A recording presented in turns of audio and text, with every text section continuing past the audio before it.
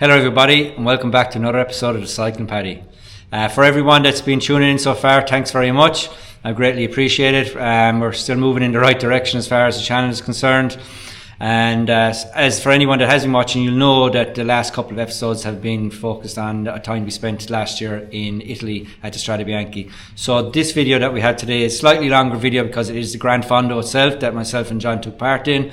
And I'm going to give you some commentary going through the video, talking about the terrain, talking about my experiences, my mistakes, the event itself, and the tour company that brought us to the event. So if you're thinking about going to Strade Bianche this year, I highly recommend that you watch the video in its entirety, because there's bits all the way through that I feel would be of importance if you're thinking about doing so. So without any other hesitation, we'll jump straight into it. Hope you enjoy.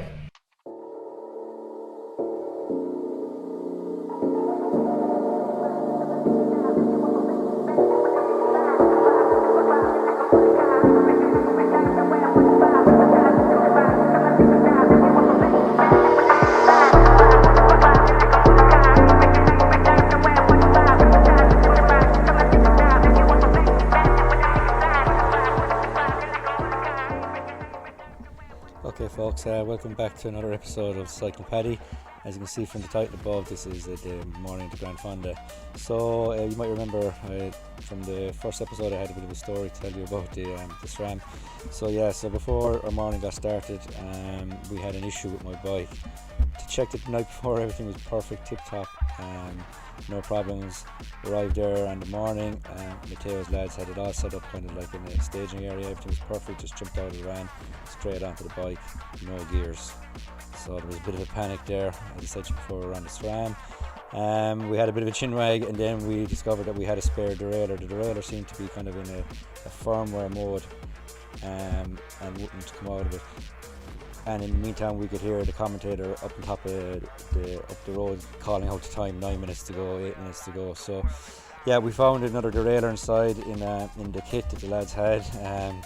We put it on the bike and we were able to sync it up like super fast, like 3 or 4 minutes I'd say, and the lads had it sorted. Now that is an advantage to SRAM. That wouldn't have happened with a Shimano. My day would have been over before it ever started. So that is one major advantage I do think that SRAM have over Shimano. With 5 minutes to spare, I got up on the hill, but I missed my gate, my timing gate, so I was a bit back, and I had to start chasing from earlier on.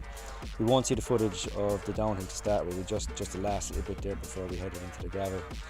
And we got going then. The first mistake I made really, I suppose, was that I only went with a watch. I didn't go with a head unit. Now I've never done an event this long with the type of intensity that I thought I was going to have to deliver, so I thought it'd be better to maybe go on feel rather than looking at the computer. Now that was a mistake, because by the end of the day, when I actually looked at all my metrics, I spent a lot of time kind of high zone 2, low zone 3, and that means I probably left a good bit behind me. Also with the Garmin head unit, it was at a disadvantage because I knew there were 17 climbs to come, but I didn't know for how long and what gradient were there. So I wasn't able to measure my efforts. Again, another mistake by me. I hope I rectified that later on in the year when I went to the Gralloch. But yeah, I would say for a longer event like this, you definitely have to have a head unit, get the route, get it uploaded onto it, so it gives you all the climbs that are coming in front of you, and the distances to the next climb, even the gradient that you're going to do, because like I said before, oops, but watch out, this fella nearly comes off here. You see there, it was quite loose. But anyway, the number one is for me is make sure you bring a head unit, make sure you've the route uploaded, and make sure you've had a look at it to mark off the climbs and the gradients where they're coming. And like I said, I definitely left a bit behind there, because I wasn't prepared that way. The next thing I suppose is the gravel that you're looking at. So this is not typically what we're used to at home. It's quite hard, compacted, kind of powder, and then you see the gravel, but the problem here is there's probably only 2 or 3 really defined lines. That gravel has been ridden on a lot by, we'll say, vehicles, and it's very round. It's like half-inch pebble. So unless you're on one of those smoother areas, you kind of get off off into the margins, you could come off quite easily. So although it was fast going, there wasn't always an opportunity to pass. You had to kind of stick to your line and wait for time to move over and back.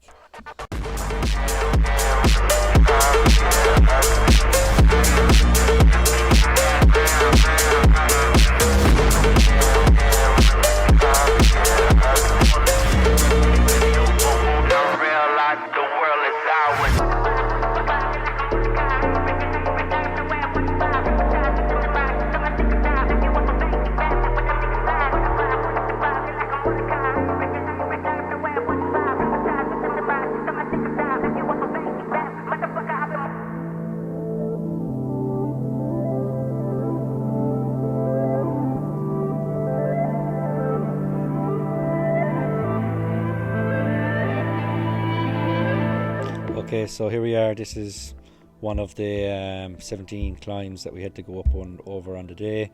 It was towards the front end of the first 55 or 60k of the race before we stopped for fuel up. And we're cruising along the flat. As you can see off in the distance, there's this path snaking off up, but I didn't know how long this was going to be.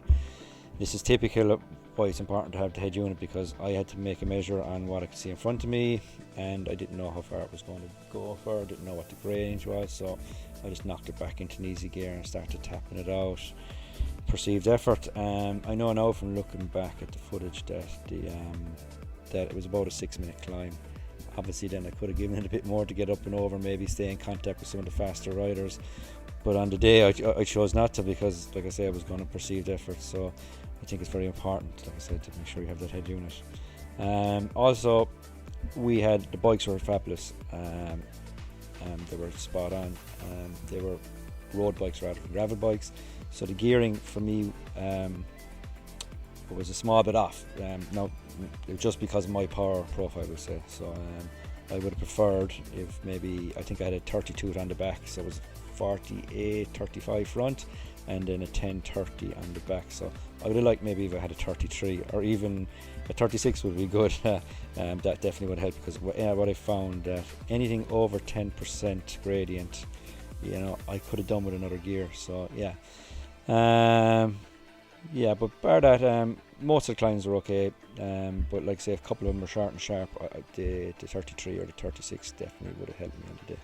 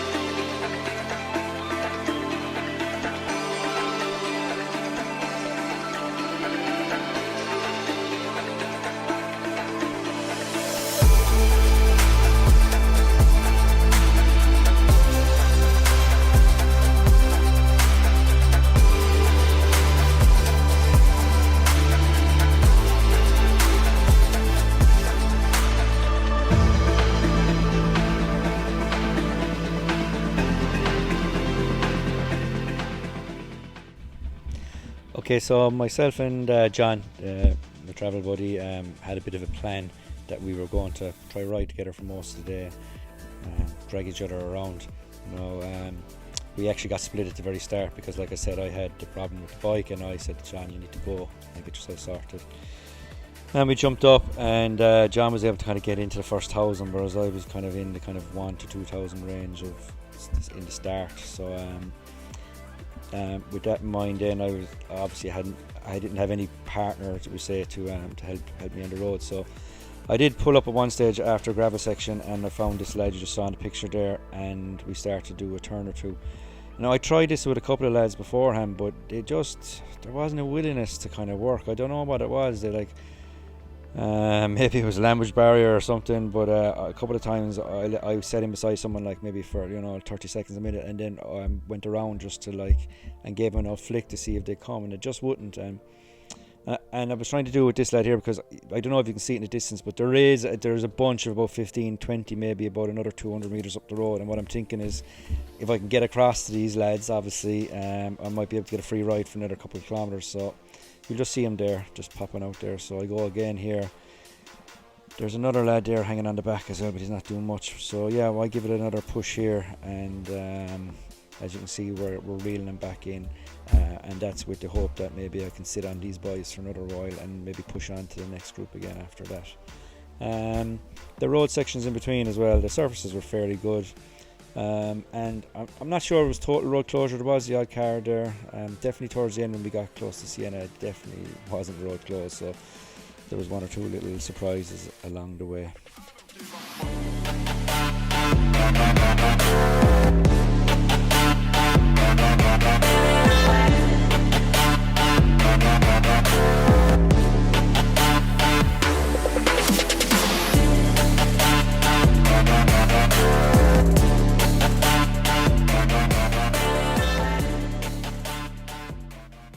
Okay, this is the last gravel section before we kind of head down back into Siena.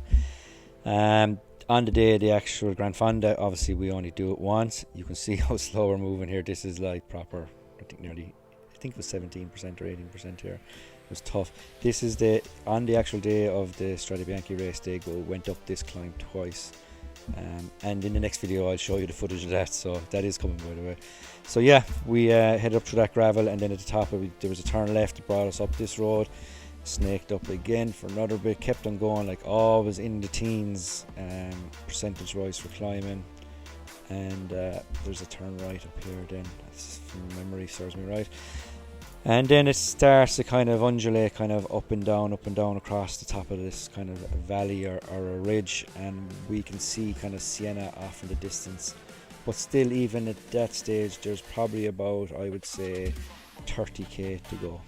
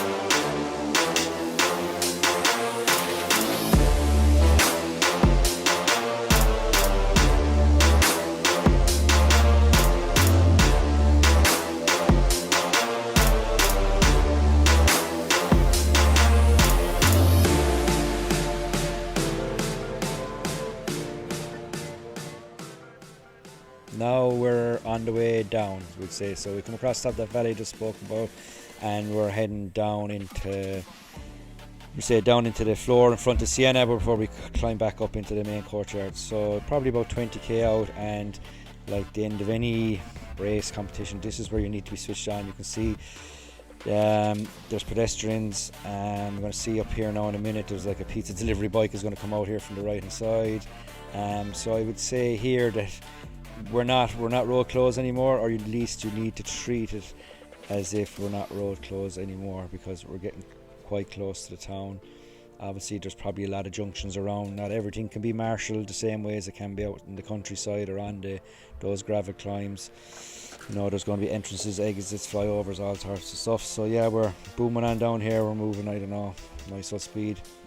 And we came across a bridge there over, and then there's another bit of climbing to be done here again.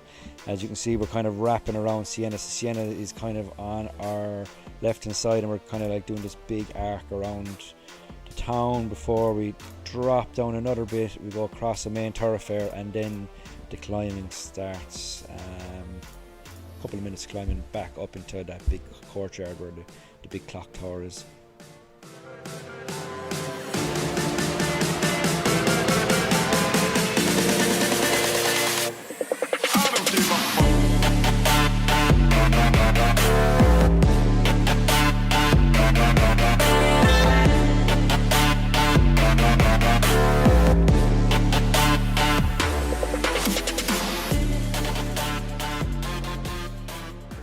Okay, so we're cutting across this main thoroughfare that I was telling you about in the last clip.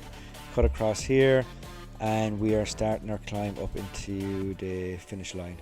I'm not quite sure. I'm going to say it's less than 5 but more than 3k to go, and this is what you've been saving yourself for all day, is this climb up to town. This is definitely not the one you want to get off and walk on. Saying that, I'm feeling fairly fresh but still trying to conserve here. I could go, but I just want to sit on 1 or 2 wheels and just be smart about it. Like I said, I don't want to blow up on that last climb. Probably Matteo will be sitting there with his camera and catch me out, so that in the back of my mind I was like, I'm definitely not getting off the bike. I'm going to see this out. And yeah, it's kind of like I'm going to say it's like 2-3% here, and then it starts to build up steadily. Same thing here now, as I said in the first clip, a computer would be handy. It would show me the gradient in front of me, it would show me the actual distance left still to climb, and yeah, it would be handy. But yeah, we're heading up the hill now. In the next 30 seconds I'd imagine we're going to see a 1 or 2k barrier.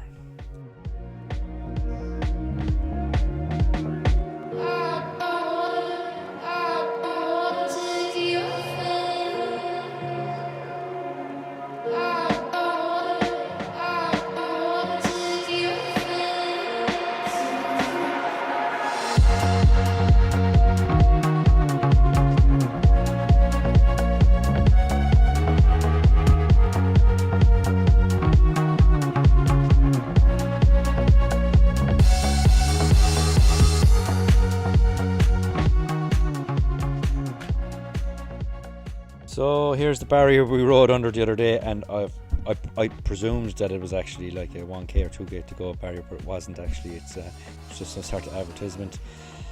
But here we go, you'll see it here now. We come in between the buildings, and now it starts to kick up. This is the proper end, we'll say, climb to it. Still pacing myself here there, because I've done this ride, as you've seen from the last episode. I've done this ride maybe the day before, 2 days before, so I know what's coming here. I'm taking my time, not too worried that anyone's going to pass me, or I know I'm nearly near the end. I know what I have to do.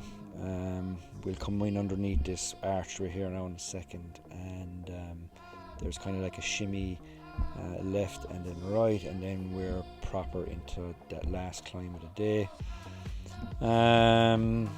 As you can see, the locals are just chilling, just another day. Yeah, so I suppose now that we're getting to the end of it, I suppose I'm going to rate it as an overall experience. Overall experience, I'm going to say an 8 out of 10. It was very good. Obviously, it'd be nice if the weather was a bit better, but we can't knock it because of the weather. The tour itself with Matteo and crew was spot on. They laid everything on. They were really good hosts. Can't fault them there. And like I said before, if you're thinking about doing this event, definitely, if it's your, like, I would highly recommend the tour because it's not easy to get around, and the lads, in fairness to them, like, they took care of us really well. And on the morning of the event, they dropped us in at the foot of the hill. Like, we were literally 5 minutes away, bikes laid out, food there, ready to go. Just like really top-notch service, made it so much easier. So so Matteo and the crew, I'm going to give you a 9 out of 10. All right, can't give you 10, so 9 out of 10. That's as good as it gets from me. Okay, so just tune in again next time. Unfortunately, the video is just going to run out here because actually my camera died literally halfway up this climb.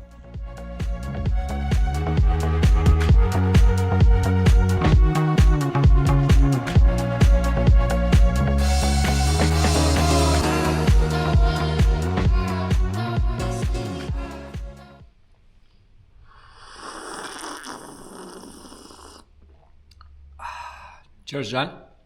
Okay, so I hope you enjoyed that video. That was the Grand Fondo as I experienced it on the day. I hope you got all the information that you're looking for from it. And just to let you know, the next video will also be Italy, but it will be the race, the actual race. And it's the raw footage. We got right in there on that last climb, and we got some really good footage. And I'm gonna give it delivered to you raw, so you'll see exactly no overlay, voice overlay, no music, anything like that. Just the atmosphere as we soaked it up on the day. It's pretty nuts. So we'll just leave it at that. And if you want to see that video, make sure you subscribe. You'll get your notification. And take care of yourself, and we'll talk to you soon.